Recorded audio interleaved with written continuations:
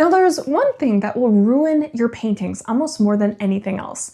It's something that I've struggled with for years, and it's a mistake that most people make without even realizing it.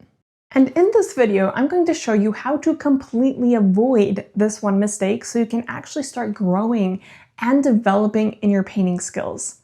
Before I tell you what it is though, I want you to take a look at this. Now up close, this almost doesn't look like a painting at all.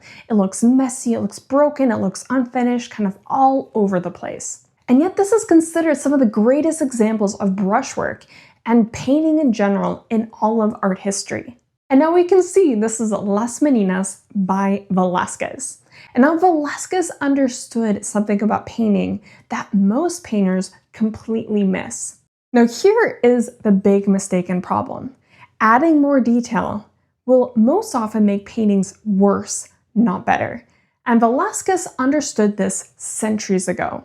A lot of painters struggle with and believe that realism comes from a lot of precision, control, and just refining everything until it's perfect. And Velázquez did the opposite. He used loose, confident brushwork and somehow made his paintings feel more real, not less. Today I want to show you exactly how his brushwork works, why it tricks the eye, and how understanding it can completely change the way that you paint. Now Velázquez is described as a realist, but when you look at his paintings, as we already saw before, they're anything but tightly rendered. And yet he could create some of the most lifelike, psychologically convincing figures in Western art. So this is the big question. How do loose, almost abstract-like brushstrokes create stronger realism than careful detail? This is exactly what we're about to break down now. Now, one of the most important things to understand about Velázquez's brushwork is that he painted for the viewer's distance. So his paintings had a specific place in mind. He knew where they were going to go, large rooms, large areas where people were going to be viewing them from a specific distance. Your painting doesn't need to look good from 6 inches away. Most of us don't really look at a painting that close up. Your painting needs to look good from the distance that it's actually going to be viewed from. And this is something that many painters struggle with because detail is so interesting, so tantalizing, and you can get really stuck in it. And it's almost our natural inclination to want to just zoom in, especially in our modern era, and just kind of look at all the details and replicate that, paint that. But it is only going to really damage your work. Now, Velázquez did a lot of alla prima painting, meaning that he painted wet into wet very often. He didn't do a lot of the layered painting that, let's say, painters like Raphael did. So each brushstroke isn't just an application, it's a decision in itself. So you can kind of really see his thought process when you're looking at the surface of his painting. Now, to understand why Velázquez is such a powerful example in this and one that we should follow, we need to take a look at what he was actually painting. Now, Velázquez was a court painter in the Spanish royal court, meaning that he spent much of his life painting some of the most visually complex clothing imaginable. Baroque court dress was opulent, to say the least. Layers of fabric, metallic threads, pearls, beads, embroidery, the works. It's a kind of subject that almost demands detail. Now, this is kind of the situation where most of us would feel pressure to paint every last detail that we see, every thread, every fold of fabric, every pearl, a bead, all the things. But Velázquez did not do that.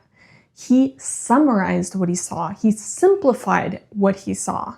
So he was able to take something incredibly visually complex and reduce that to broad, simplified passages of paint. Now, the reason for why simplifying is so important in painting and avoiding detail is really important comes down to a really simple and practical reason.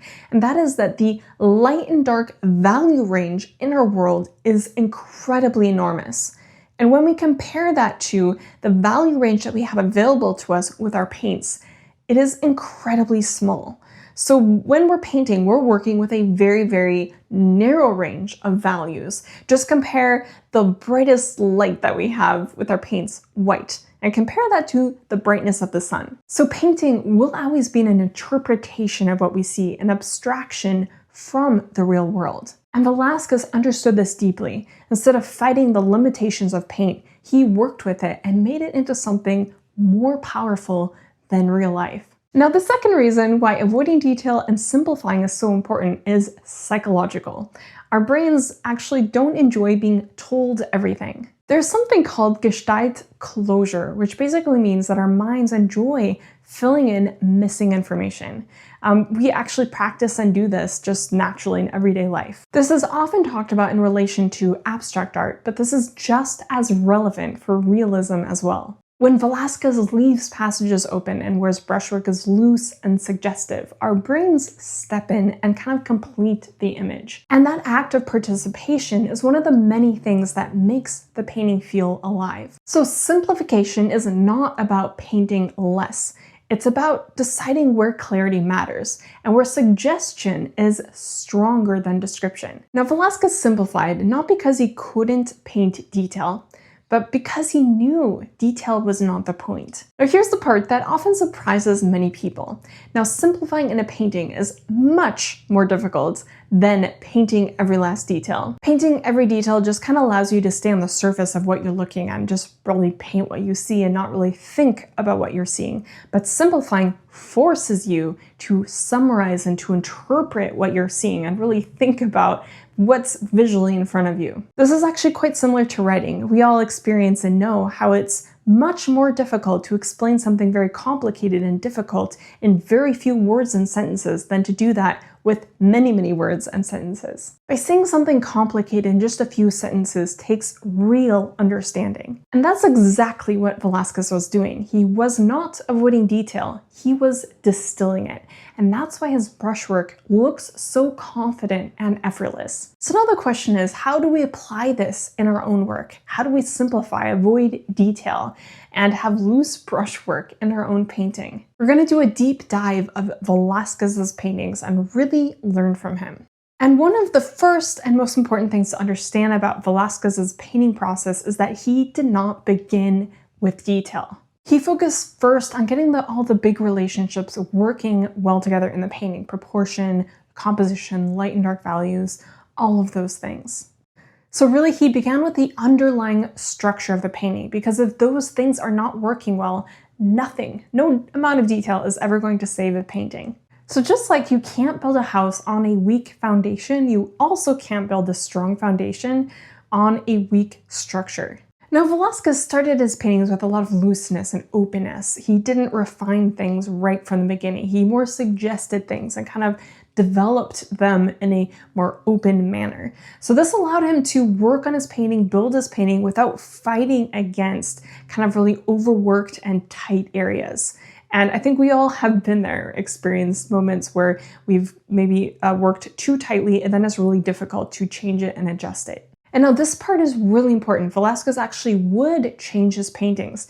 Through X-ray analysis, we can see that he would sometimes move things around and over and just adjust things entirely, maybe changing the composition in a very dramatic way. And through, again, the X-ray analysis, we can see those under layers, those kind of layers that are underneath the painting, and see how he moved those. It's quite incredible. So all that to say, he really did work in a very open way, and if he felt, okay, this actually really does need to be changed, he worked in a manner that allowed him to make those changes. He worked, again, in an open way, in a loose way, that allowed him to adjust accordingly. Now, when you keep a painting open for as long as possible, you allow it to actually develop and grow and reach its potential, versus if you kind of close it off really early on with a lot of detail and just overworked areas, you really stunt the growth of the painting.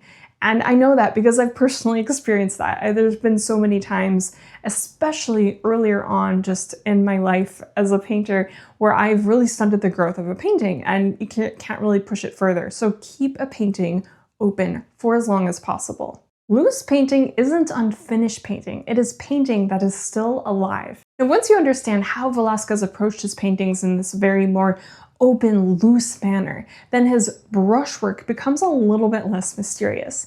And the way he used his brush, the brushwork that he didn't come from a place of kind of trying to work quickly or fast, but rather they were structural decisions. So now let's get into the brushwork itself and how he worked with that. Now let's get very specific and look at how Velázquez actually used his brush. Now if you look at drapery in real life, it is full of information. There's tiny shifts of light, subtle color changes, small folds within folds, and if you try to paint all of this, it would just become overcomplicated and simply just uninteresting. Now look at how Velázquez handles the same idea in paint. If we look at this light section of the drapery that he has painted here, we can see that it is very simplified, and in real life, this actually contains countless different kind of variations and nuances. But Velázquez makes a decision. He treats this area as one value, one color, and often describes it in a single confident brushstroke. And that brushstroke isn't copying what he sees, it is interpreting and summarizing it. So it's absolutely essential to simplify in order to be able to work in these beautiful loose brush strokes. But this is also where simplification becomes really difficult because it's our instinct, our natural instinct to chase nuance. But Velázquez understood that these nuances and small little details matter much less than the overall relationships in the painting. Now, when you're just looking at something in real life, you see it in terms of one micro detail at a time. And this skill, just how we naturally see things, is useful in life, but it completely works against us when it comes to painting. And it's so important to train yourself to see the big picture, to see those big relationships. That's exactly what Velázquez did and how he worked and how he was able to, as I already mentioned, just create these beautiful, broad, loose brushwork strokes. Painting really is about the study of seeing, and great painting isn't about seeing more, but about seeing better. Now, when we look at Velázquez's paintings, we're not seeing loose brushwork for the sake of style. What we're seeing is clarity. Clarity about what matters and what doesn't. Now, Velázquez was of course human, and so he saw all of the details just like we all do, but he chose not to paint all of it. And instead, he organized complexity into something that was coherent, alive, and convincing. And that's why simplifying is so difficult, but it's also what makes painting so powerful. Because this is exactly what allows people to experience something in painting that they never really see or experience in real life. Simplifying forces you to move beyond just copying what you see and into understanding what you're looking at. So the goal isn't to just paint everything that you see, but to paint what your painting needs. Now, if you enjoyed this video, please give it a thumbs up and subscribe to this channel if you haven't yet. If you have any questions at all, please leave those in the comment section below. I look forward to seeing you in the next video.